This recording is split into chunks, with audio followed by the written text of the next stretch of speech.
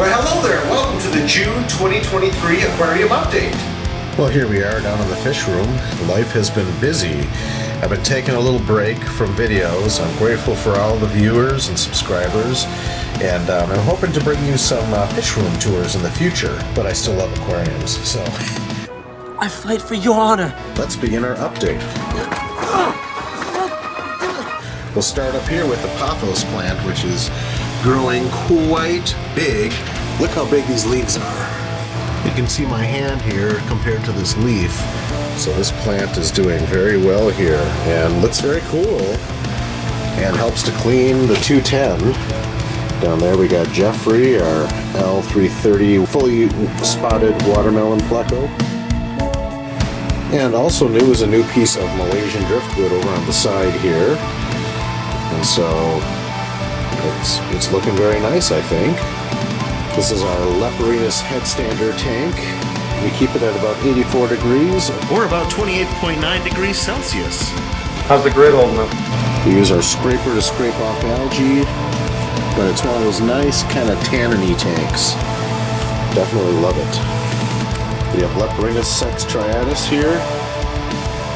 Very cool fish.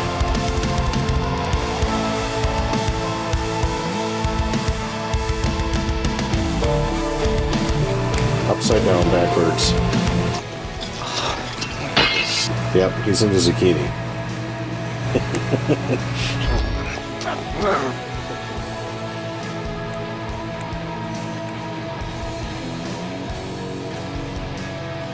Always good for some entertainment. We have Hippomasticus despaxi with a downward turned mouth. Beautiful Leparinus related species.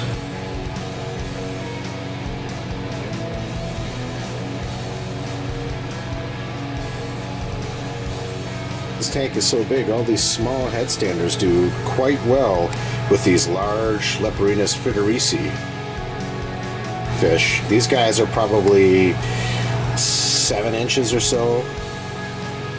There you go. Now you see he's enjoying some zucchini. There's another big guy under there. But, you know, as long as you keep headstanders together, they don't really mind whatsoever. There's the boss of the tank, demonstrating that he is the boss. We have Leparinus maculatis chowing down. Sometimes their background color is much lighter than this. Today it's olive-y. Beautiful fish.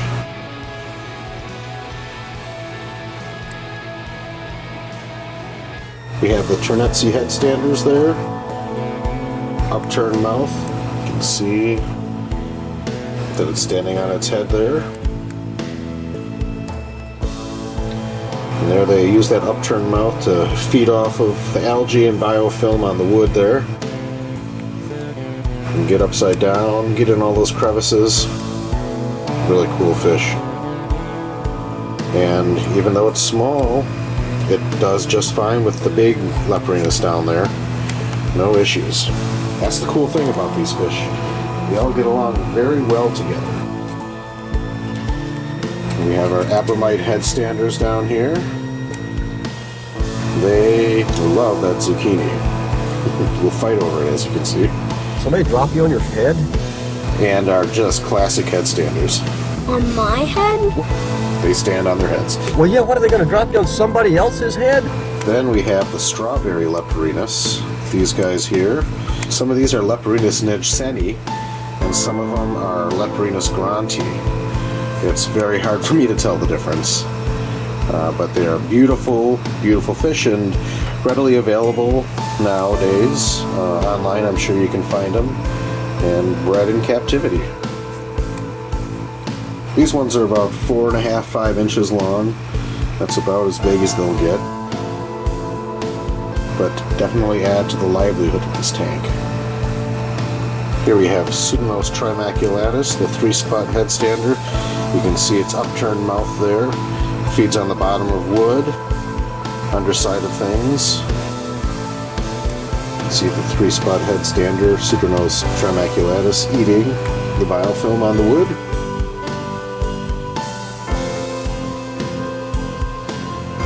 the yellowfin Celsius. These are different than pink-tailed Celsius, but they have that beautiful red tail and a really cool mouth. You can tell they're kind of predatory fish, very skittish, at high risk for jumping out of your tank.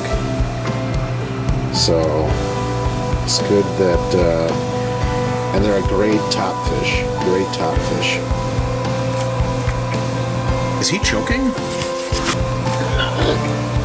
Can a fish choke? And so they're Supernose winter bottomy. They're kind of a tan olive color. They're cool fish. They're about 4 inches now. They have hints of red in them and a beautiful body pattern there. I like all the beads there, the horizontal line of dots, if that makes sense. Just a cool fish. Here we have Leparinus maculatis.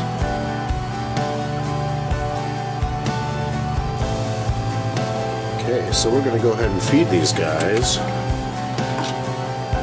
some bloodworms, jumbo bloodworms.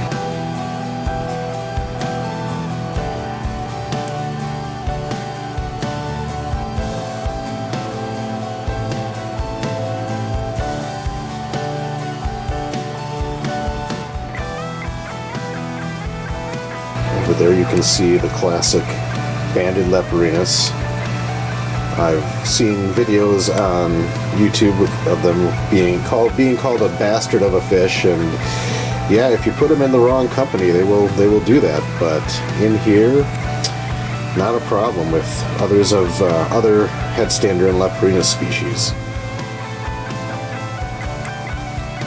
You put them in with tetras, barbs, grommies, angelfish, they will mess them up. Even slow-moving fish like ghost knife fish, they will tear them up. So, but in here it's okay. And look, all those bloodworms are gone. They eat that up. And so we also like to feed zucchinis, so we'll drop a few zucchinis in here for these guys, for the L330 watermelon pleco and the headstanders. And I also have some rapashi cubes here that I made.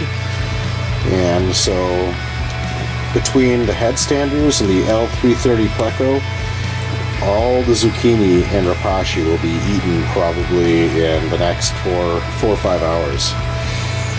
Go up, there he is. Let's see. Oh, he's like, yep, I'll have some rapashi, please. Great food for your plecos, catfish. This is the morning wood stuff, so look at that beautiful pattern pleco. Alright, so that is our 210. Let's head over here to the Discus tank. Yes, our Discus tank is doing good here. Our flagtail Procolotus, Bubba, is begging for food, so we'll give him a little flake food here. Flagtail Procolotus likes to slurp up food from the surface. Loves the flake food. As do the Discus. He's my good boy. You can see in the back there's some roots. That is a new plant that I'm trying. I heard of this plant from a lecture from the Minnesota Aquarium Society.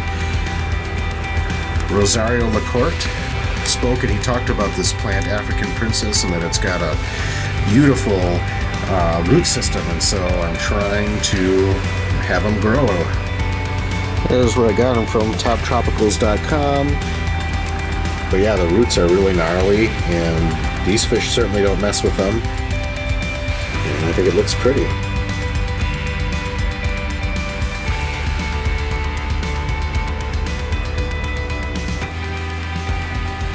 If you would have told me that I was going to get into Discus about 5 years ago, I would have told you you're crazy. But here I am doing it. And I don't use RO water with these guys. So you can see one of these guys' growth is slightly stunted. The Discus released growth inhibitor toxins, and so I added this one after the others and did not get as big as the dominant ones. Gabe from Jack Watley Discus has an excellent video which talks more about that in depth. So Samurai Discus, Yellow Discus.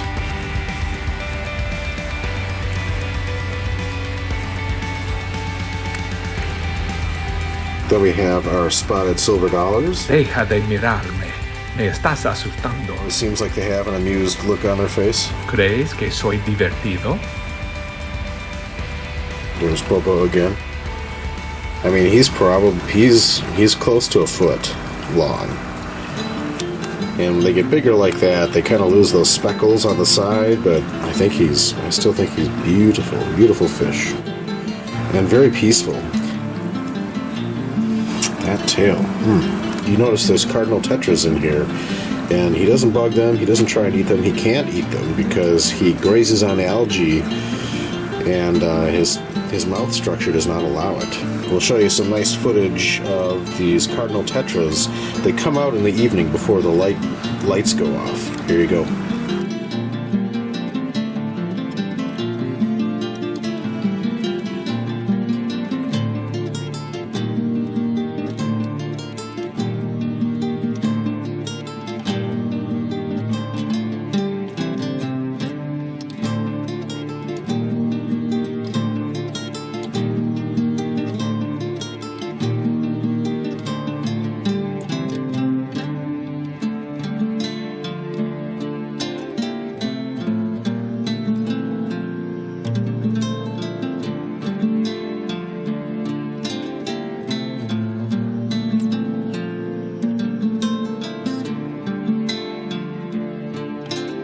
Back to daytime, we have our roseline sharks, also called denison barbs. Only have 2 of those guys left. And then of course our clown loaches, hanging out underneath the log. That's where they love to roost. They're like chickens. But these guys are, 4 or 5 inches now and getting bigger. We have our male bristlenose pleco. You can see his tail there. Doesn't come out of there much except to eat some zucchini. Maybe we'll put some in here, see if he comes out. Oops, sorry. Nothing personal, guys. I'm always feeding zucchini, right? There's our male ancistrus. I startled him. Back into the cave he goes. We do have some baby bristlenose plecos in here. They're still pretty small, but we got quite a few. Don't know where the female has gone. I fear that she is no longer. We have our silver flying foxes. They too are getting kind of big. Nice yellow fins. Who's hiding back there? Peekaboo. Peekaboo. Anyway, I love this tank. We got our jungle val, our discus, our big log, our African princess, kid art. It's good stuff. Alright, over here to our 65 gallon. It's like a barb tank. We got our kissing gourmet, Francis.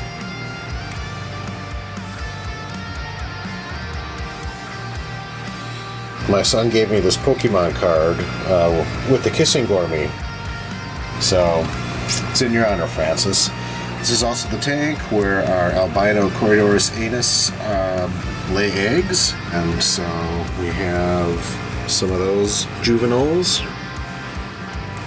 Rombo barbs, Aurelius barbs, striped barbs. Here, take this down. We have moneywort growing like crazy up here. Looks nice. We have our Colombian red-blue tetras. One of them is missing an eye. There's the guy missing an eye. We'll let him live his life in here. They still have beautiful colors. Nerite snails helping to clean. We have our porthole catfish. A nice catfish that comes out during the day.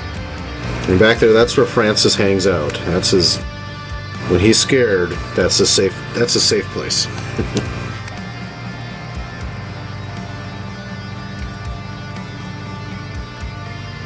Anyway, just kind of a beautiful, peaceful tank. We got some crypts in here, banana plants, There's a dwarf aquarium lily back there. Hopefully someday it'll shoot some runners up. Would you like that? Yeah. Feeding time in the 65.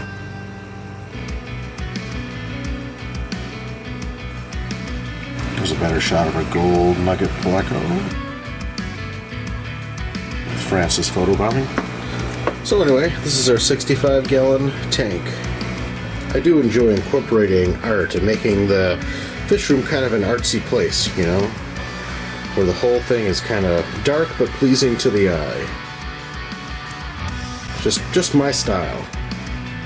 All right, let's head upstairs and take a look at our 29-gallon pencil fish tank. Our army of panda cories is busy at work on the bottom of our 29-gallon pencil fish tank. Equus pencil fish. A couple of gold tetras, red Beckford's pencil fish in here. Clown plecos.